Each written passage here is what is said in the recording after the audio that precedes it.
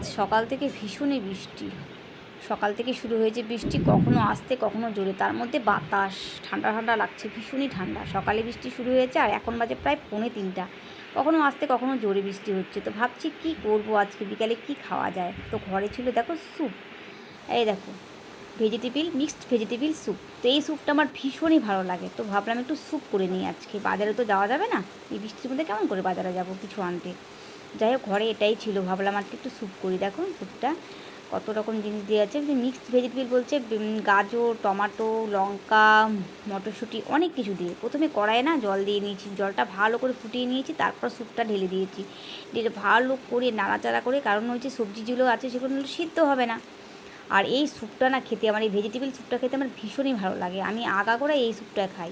তো অনেক দিন থেকে স্যুপটা আনা হয়েছিল, খাওয়া হচ্ছিল না, ফ্রিজে রেখে দিয়েছিলাম। তো যাই হোক, আজকে দিনটাও ভালো, স্যুপটা করে একটু খাওয়া যাক। তো তোমরা কে কে স্যুপ খেতে ভালোবাসো অবশ্যই আমাকে কমেন্ট করবে। আর আমি তো ভীষণই স্যুপ খেতে ভালোবাসি।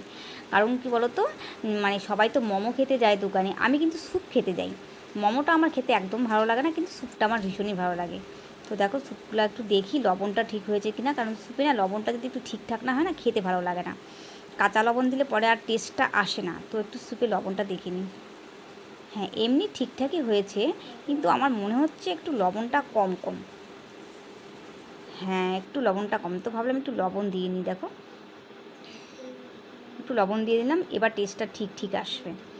আর স্যুপ কিন্তু প্রথমে পাতলা হয়, এটাকে মানে ভালো করে ফুটিয়ে একদম দেখো কী সুন্দর গাঢ় হয়ে গেল। তো কিছুক্ষণ সময় ঢেকে রেখে দিই।